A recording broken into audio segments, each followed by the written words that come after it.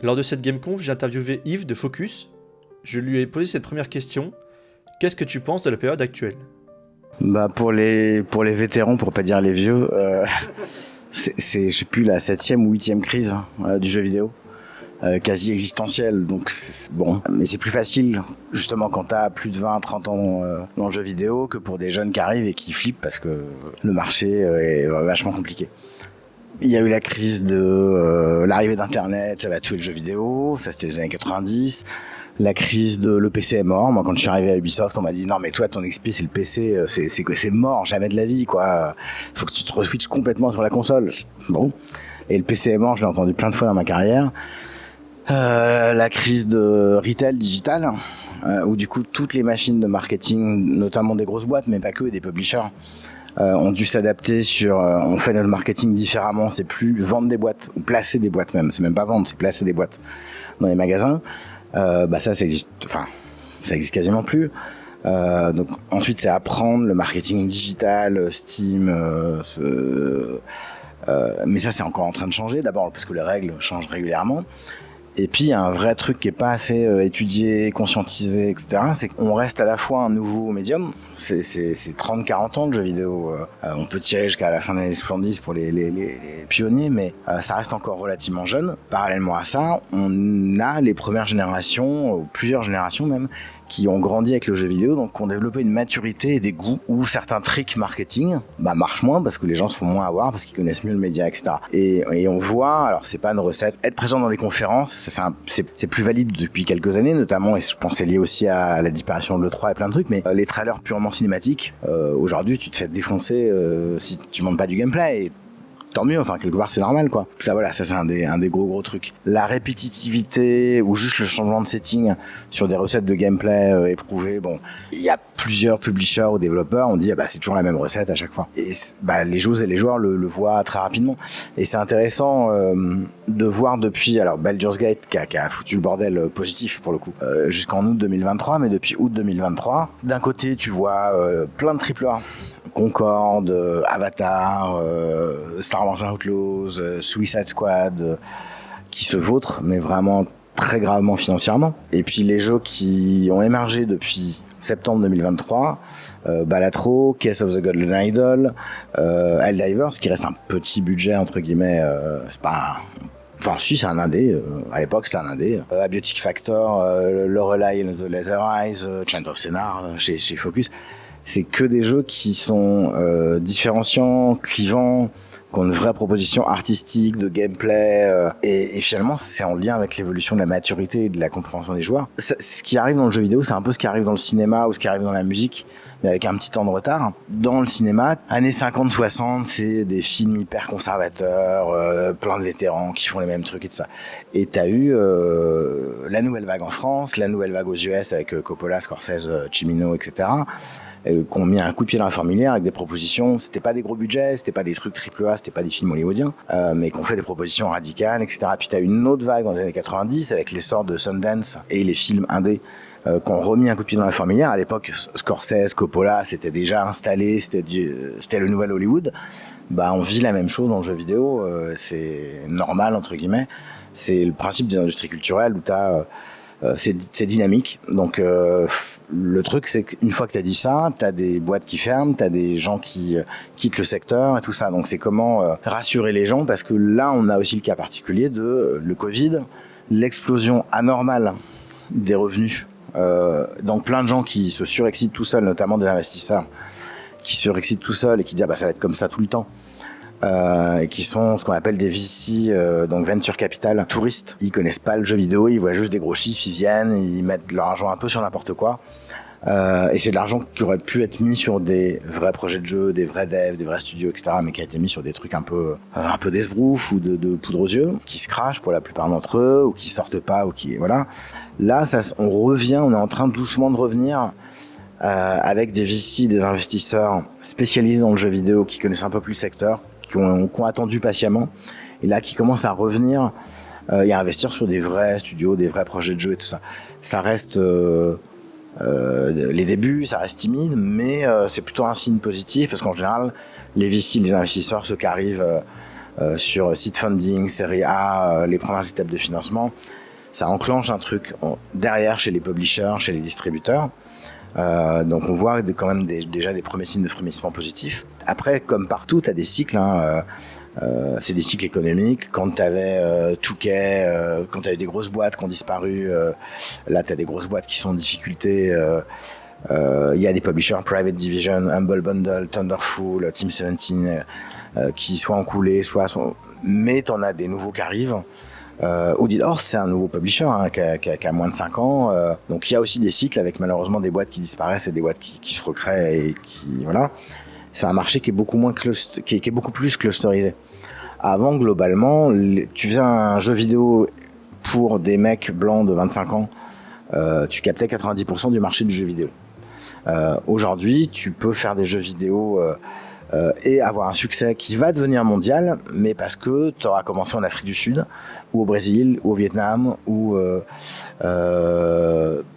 et ça c'est plutôt positif aussi, parce que c'est un marché moins homogène, donc qui est beaucoup plus mondial avec toutes les générations, donc tu peux t'adresser à des générations, à des genres, à des cultures, à des plus variés qu'avant. Ça c'est positif. Qu'est-ce que tu vois comme innovation chez les grands consoliers ? Alors sur Nintendo, je serais moins d'accord ils font pas beaucoup d'innovation, ils ont quand même plein de trucs qui tentent indépendamment même du hardware, de la console, tout ce qu'ils avaient fait autour de les trucs en carton, je sais plus quand cardboard, etc. C'est assez dingue. Enfin je sais pas, je suis pas sûr que ça marche commercialement, mais par contre c'est innovant. Puis c'est vrai que Nintendo ils sont installés avec leur marque, ils ont une audience captive liée vraiment à la plateforme. PlayStation, Xbox, c'est plus lié au contenu. C'est-à-dire qu'il y a des joueurs plus PlayStation, des jeux single-player narratifs historiquement, c'est plutôt là, ou Xbox plutôt des joueurs multi-hardcore. Mais Xbox et Microsoft a innové sur le business model avec le Game Pass, et en se rapprochant du PC. Sony, il n'est pas impossible qu'ils innovent prochainement en annonçant des choses revenir sur du publishing de jeux déconnecté du hardware, donc avec une vraie branche Sony Publishing, ce qui serait une forme d'innovation, parce que ça fait très très longtemps que Sony n'a pas fait ça. Ce qui change, c'est effectivement la fin de la consolidation et de tout le monde rachète tout le monde, et voilà. Sur quel point les indés doivent s'adapter ? La balance de pouvoir entre les publishers et les développeurs était jusqu'en 2010-2012, et l'essor de Steam et l'essor des indés était clairement trop en faveur des publishers. Il y a une forte demande que ce soit sur les contrats, le partage de revenus, la gestion de l'IP, etc., de rebalance de rééquilibrage entre publishers et développeurs. Mais ça suppose aussi un travail plus partagé, enfin une maturité business plus partagée auprès des développeurs. Le rééquilibrage s'est fait, mais il y a eu pas mal de studios qui n'ont pas creusé ou travaillé leur maturité business pour être à ce niveau de rééquilibrage avec les publishers, ce qui a créé des disconnects. Donc soit il y a des studios qui disent on s'occupe absolument pas et nous on signe et bon on n'aura peut-être pas les meilleurs deal termes, etc. Mais par contre ce qu'on va chercher c'est la sécurité ou le partenariat ou voilà. La naïveté business est encore très présente, alors que comme il y a la compétition entre publishers, parce que il y a vraiment le retour du contenu, la qualité de contenu, on voit ce qui marche. C'est des jeux avec un contenu intéressant, quel que soit le genre, avec un contenu innovant, clivant, différenciant, que ce soit une DA, que ce soit un gameplay, que ce soit un ton pour Helldivers, ou des trucs comme ça. Des USP ou des KSP. Il faut travailler côté studio la maturité et l'expertise business. Si on veut un rapport équilibré entre publisher et développeur. Est-ce que l'analyse du genre de jeu est toujours importante ? Là, 99 voire 100% des publishers diront tous la même chose. Bon, le premier contact souvent qu'on a avec les jeux, c'est un pitch deck. Un des trucs les pires qui puissent arriver dans un pitch deck, c'est et en même temps qui est vraiment un exercice requis, parce que ça permet de voir est-ce que les devs ont déjà réfléchi à ce positionnement, est-ce qu'il y a un cas de marché, est-ce que ça peut être valable comme proposition de jeu. Donc on a besoin de voir s'ils ont déjà réfléchi à ça, quelles sont leurs compétitions et tout ça. Et ça c'est un exemple réel malheureusement, un pitch deck dans lequel dans mon jeu il y a du combat, Elden Ring il y a du combat, Elden Ring a vendu 25 millions donc je vais vendre 25 millions. Et malheureusement c'est pas une caricature et c'est dans un vrai pitch deck. Ça tue, c'est impossible. Est-ce que vous jugez la maturité business des studios avec qui vous bossez ? plus les développeurs demandent un rééquilibrage des deal terms, des discussions, etc., et c'est très bien, plus il y a du coup un rééquilibrage des expertises et des attentes des deux côtés. S'il y a des développeurs qui disent nous on veut juste vivre de notre métier, donc ce qui nous intéresse c'est moins garder l'IP, c'est moins etc., et que vous, par contre, vous nous assurez cette sécurité-là, donc ça veut dire peut-être faire attention à d'autres clauses, les clauses de rupture de contrat côté publisher, donc on va plus faire attention à ça pour sécuriser notre jeu, le salaire, etc. Mais par contre, les deal terms, peut-être moins. C'est très bien aussi, ça dépend vraiment ce que les studios souhaitent favoriser. On en revient avant même la question du jeu à est-ce que les devs veulent créer une boîte, donc avec une vision de long terme, donc une identité, un développement d'expertise, le maintien des talents et des compétences dans le studio, donc une forme de stabilité et de progression, ou est-ce qu'on veut juste faire un jeu? Et après on s'en fout, on se resépare et on fait d'autres trucs avec d'autres gens, etc. Et du coup les mécanismes de financement ou comment tu t'adresses à des publishers ou des investisseurs ou des financiers ou autres sont complètement différents. Et tu dois mettre en avant des choses différentes. Les deux modèles sont bien en fait, c'est plus aux personnes qui ont la proposition de jeu, de dire c'est quoi la priorité pour nous, monter une boîte, donc sur le long terme, donc faire plus attention à la stabilité pour nous, pour nos salariés, ou c'est faire un projet de jeu, et donc ça peut être intégré à 100% au sein d'un publisher ou d'un autre développeur ou autre, ça peut être faire que de lever de l'argent, et ensuite on va embaucher des boîtes en self-publishing ou des agences de consulting pour nous aider. Il y a plein de modèles différents, mais les deux modèles sont contradictoires. Il y en a un qui favorise la stabilité long terme, qui est en général plus favorable pour les salariés, et un qui est plus, on veut absolument faire ce jeu, on a juste besoin de thunes sur et peu importe la façon dont on lève la thune, sur un créneau pour lancer le jeu, et peu importe si la boîte coule après. Au final, les devs, est-ce qu'ils ont encore besoin de publishers? Ça dépend des... il y a quand même des tranches de budget ou de taille de jeu, où sans publisher, ça devient pas rentable. C'est-à-dire que quand c'est encore des petits jeux, le self-publishing peut marcher, ou aller lever suffisamment d'argent pour aller embaucher des agences qui vont remplacer le travail du publisher sur QA, playtest, marketing, PR, gestion des influenceurs, trade marketing, advert, tous les services et les expertises que les publishers fournissent, négociation des deals business, etc. Donc soit les devs internalisent toutes ces expertises en interne, mais ça veut dire qu'il faut avoir du cash flow, il faut avoir de l'argent, des rentrées régulières pour pouvoir payer de manière stable tous les salariés qui gèrent ça. Et donc quelque part tu deviens un publisher. Soit c'est signer avec un publisher qui va gérer ça, soit c'est utiliser plein d'agences différentes, chacune pour faire ça. Mais là il faut du cash. Les publishers ne deviennent-ils pas que des financeurs? Ça l'est, ça devrait sans doute pas l'être à ce point-là, parce que le corps du métier d'un publisher, c'est l'édition. Donc vraiment ce que j'ai, tous les services QA, playtest, data, review tech, du hosting ou du matchmaking, de l'anti-cheat, pour les jeux online, la gestion des communautés, la gestion presse, les influenceurs, enfin vraiment c'est de la manière que chez un studio de dev, il y a programming, art, gameplay, game design, production, voilà. C'est d'autres skills et d'autres compétences qui sont complémentaires chez un publisher. Du coup, ouais, faut faire gaffe toujours au biais du survivant sur un ou deux devs qui ont marché tout seul en self-publish. Souvent, c'est quand même des gens qui ont marché il y a plusieurs années. Des exemples récents de succès en self-publishing et de succès à ce niveau de taille en self-publishing, j'en ai pas de tête qui viennent, il y en a avoir certainement, mais j'en ai pas qui viennent comme il y a quelques années où on avait 5-6 noms qui étaient évidents. Ça veut pas dire qu'il faut pas faire de self-publishing. Après, moi, le conseil que je donne toujours, c'est notamment pour les premiers studios, la visibilité, normalement, la visibilité qu'un publisher amène sera toujours meilleure à celle que vous pouvez obtenir en tant que premier nouveau jeune studio. Donc pour un premier jeu, je conseille toujours de signer avec un publisher. Ça permet d'apprendre comment ça marche. Si ça se passe bien avec le publisher, du coup ça permet même de sécuriser le jeu d'après, ainsi de suite. Si ça se passe mal, ça permet d'avoir gagné quand même une expertise de qu'est-ce qu'il faut faire, à quoi il faut faire attention, etc. Voire d'internaliser des expertises pour partir en self-publishing derrière. Mais ça sera basé sur une visibilité du premier jeu, indépendamment même du succès commercial ou pas du jeu, qui sera meilleur que partir sur son premier jeu tout seul sans publisher. Et côté joueur, est-ce qu'on remarque un changement de comportement? Là, alors 2024 est particulier parce que c'est une année d'élection dans pas mal de pays. C'est une année de tension. On voit un retour du Gamergate et donc de propos et d'attaques contre des devs et des studios qui sont très violentes. Il y a une polarisation des communautés, puis un espèce de retour. Alors j'ai pas envie de dire de retour de bâton parce que je supposerais que c'était un bâton, de retour de licorne parce que c'est plus joli. Un backlash contre l'inclusivité, une meilleure représentation, etc.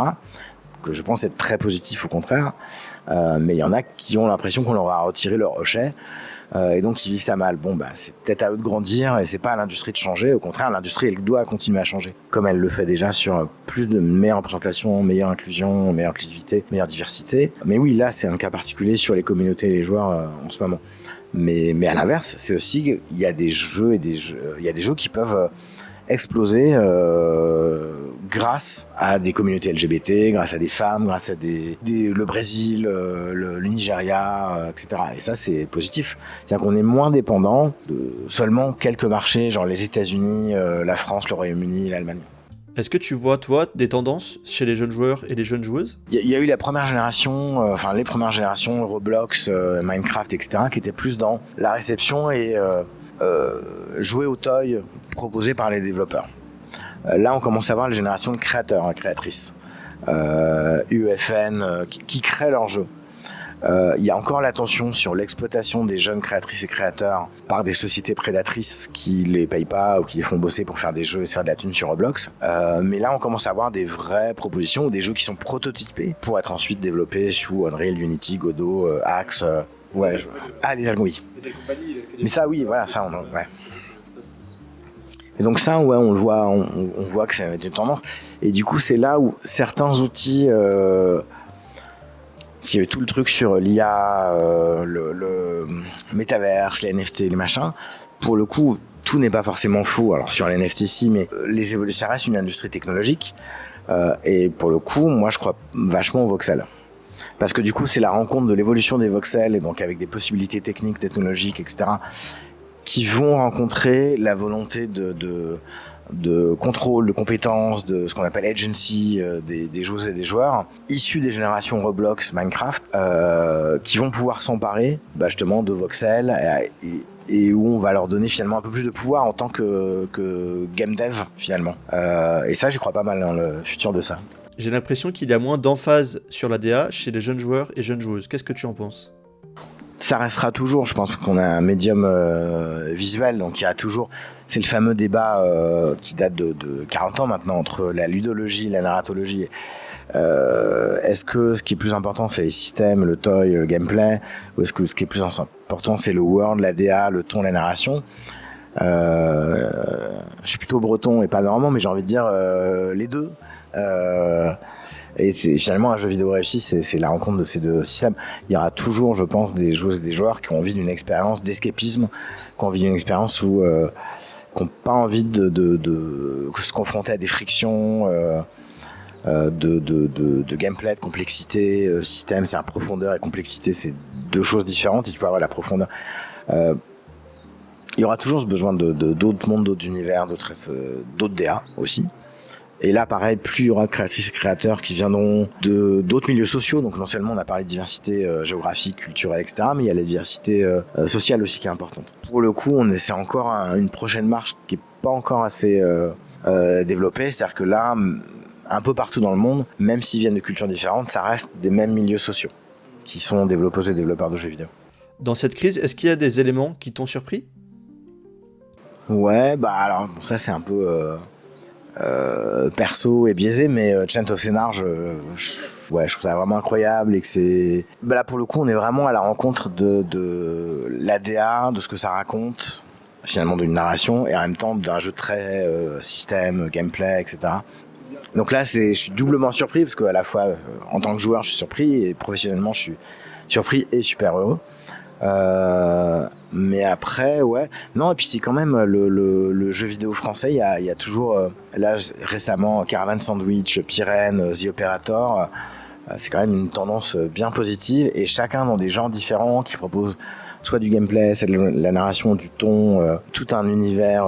Il y a vraiment comme il y a eu la French Touch en musique. Je pense qu'il y a cette éducation, c'est-à-dire que même la primaire, il y a un truc autour de l'art.